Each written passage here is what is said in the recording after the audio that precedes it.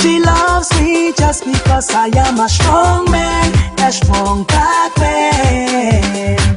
My baby loves me, oh, because I am a strong man, an African man. I need an African man. Welcome to International Wives of African Men. All right, and I am Latoya, I'm Bakita. and this is our first episode, so thank you for joining us. I am Latoya from Birmingham, Alabama. That's right. And basically, I met my fiance through Bakita. So my story is short for now. And your turn. I'm Bakita. I am originally from Fort Lauderdale, Florida. I just moved from Atlanta, Georgia to Ghana with my husband of 3 years. We are doing this show because there are a lot of international women who are married to African men. Indeed. And we will be talking about the cultural differences and other relationship type of things with this show. Yep. So we're going to jump right into it. Basically, our Africanness topic of the day. Sheree Robinson of Brooklyn, New York, is the founder of Rare Customs and Tastemakers Africa, the world's only mobile app dedicated to the buying of upscale curated experiences on the African continent. She was named one of Forbes' 10 emerging women entrepreneurs to watch in Africa. She was also named one of 10 women to watch on Women's Entrepreneurs Day by the UN Foundation. She is the 2014 winner of the She Leads Africa Entrepreneurs Showcase in Nigeria. So now we're going to talk about our tip of the day. And this is all coming from our experience of being with African men. So we want to hear from you too, so make sure you comment and follow us on our Facebook page. Absolutely. But our tip of the day is actually coming from... Well, back when I was about 20, that was eons ago, I was dating this Nigerian guy who happened to be some years older than me, and one of his things that he told me, you should never share your past with your current guy. I think as you're talking, I'm guilty. Oh. Because I think we're have, all guilty. Yeah, because I have mentioned things about a past relationship, even to the current fiance. So, yeah. But usually when I'm saying it, it's not to accuse the other person. It's just to say, you know, this is what I didn't like, and this is what I'm hoping that we don't encounter. Because you're right, because some people will go into too much. Right. And I think that's what he was really saying, like, you really shouldn't be going into a blow by blow with your current about your ex. Okay. Like, does this guy really want to hear about how great or how bad the ex really was? So we don't want to talk about exes with our current men. So that's our tip of the day. So tell us what you think about it in our comments. We're all dealing with African men. We're international women who are either married to or engaged to or dating African men. One of the major issues that we tend to deal with is trust and distance. Okay. How do you deal with being on the other side of the world from your significant other? I guess it's just the woman's intuition. It's a feeling. So, and I noticed that some people, even that I've asked or that you asked, their response was, if the trust isn't there to begin with, then maybe there isn't much there to begin with. So that's something to factor into. And then women, we also know that there's a feeling there. Right. I think what my biggest issue with that is when women say, well, you have to trust your man and things of that nature. Yeah, you do have to trust your man, but trust is something that you build. And you earn. And it does have to be earned. So how do you build the trust when you live on the other side of the world from each other? Okay. So I believe, and I know in our situation with myself and my husband, we had to communicate all the time. When I say all the time, I'm talking about like all day, every day. Facebook messaging, Facebook, text message, Skype. is necessary if you Yeah. want to keep the connection going. And on top of that, I think that if he's really interested, he's going to make that effort. If he's trying Absolutely. whatever he's trying, he is going to make an effort, and he's going to be like, hey, I was thinking about you, and what were you doing, or, you know, whatever. Or, hey, I just passed by here, and remember we went to this spot. So he's going to make those conscientious efforts to make the connection throughout.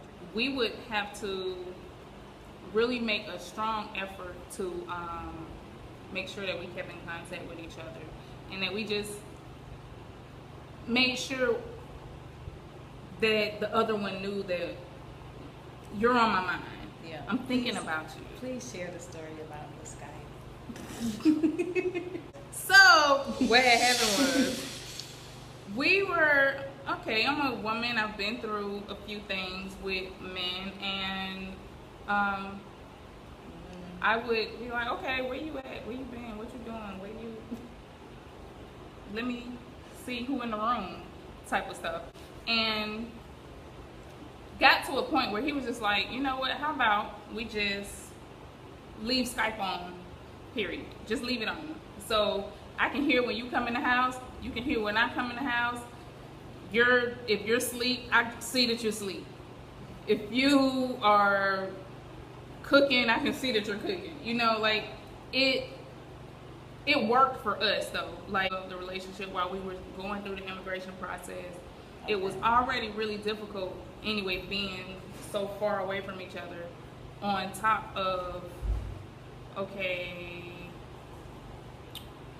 I know it's other women like him. Oh, wow. So, and it wasn't that I didn't trust him, it's that I don't trust them. No doubt. You know what I'm saying? Everybody has a motive, and then it makes you feel insecure because you're not from that country. Right. So, and you may not speak the language, so that's another factor. So it's all kind of things to make you feel insecure. Right. But I think that's a cute way to handle it, and I like the fact that he suggested it, And he did. and you didn't have to. So Right. I like that. So what do you think you could do to, I guess, bide your time while your guy's on the other side of the world and you're trying to keep your sanity? When I was entertaining the thought of having him come to America, part of it was to prepare for him to come, really. So it was a lot of jumping online to see what kind of events are happening during the month he's going to be here. Like, okay, this is what we got planned, all the way down to this is what the bedroom is going to look like. Oh, he likes this kind of scent. I'm going to have this ready. Oh, he drinks this kind of beer. This is going to be cold for him. Right. That's my style. But, you know, everybody has to find their own. So that's the kind of stuff that I was going to get ready to do. So I agree with that. I agree that you should prepare for the coming of the man. Yeah, your boo. And I think it's a way to keep you busy and to keep you from basically going crazy, because it is such a long process. It's a long distance. There are times where it's the wee hours of the morning for him, but it's the evening for you. Yeah. And then don't forget, you have Facebook, you got YouTube. There are ways to entertain yourself. You could be watching our show. absolutely. So it's ways to entertain yourself. I mean, and it seems to be some groups of support out there too. So Right. you can post the question, of the night and be entertained for a few hours and get your tea and everything and get to Absolutely. sipping and get up on the gossip. So, and not to mention, I mean, for those that are really into their religion, go to church. Right. And get involved in that if you don't want to be in the house all the time. So that's another way. I like to knit, so I would knit all the time. At that time, I was knitting like squares for volunteer projects. So that's what I would do. And then there's like make a baby hat, for babies that are just born. So Not the baby that you want to have? No. Oh. No. No? Next. Oh. Y'all didn't hear that. Next. So yeah. But I will also plan the trip. Oh yeah, you said that. So yeah. plan your trip to go and see your boo, you know? That definitely Just needs to start happen. looking at what can you do when you go. And What are the things that the country has to offer that you all can Tourism. explore together? That's what I did. The first trip that I made to Ghana, I spent 14 days here, and I swear I saw half of Ghana in 14 days. It was absolutely amazing because I spent a lot of time planning for the trip. So in planning for the trip, I didn't really have time to think about he wasn't there and when was I going to see him, because I was planning to see him. okay. And so all I could think about was, ooh, when we go here, I wonder how that's going to be. And when we go there, we can do this. And am I going to like the food and all that kind of stuff? So just keep yourself busy because loneliness breeds trouble. Idle mind is the devil's playground. And that's usually where those thoughts of, oh, what is he doing? Who is he with? Oh, he's out with his boys, and his boys don't have a wife or a fiance, so Yeah. what they doing? Another thing you could also do is learn whatever his language is. Oh, yeah, that's really good. Yeah, and helpful. So that Yeah. when you get to the country, then you're not feeling still more insecure because you're like, what did she just say to you?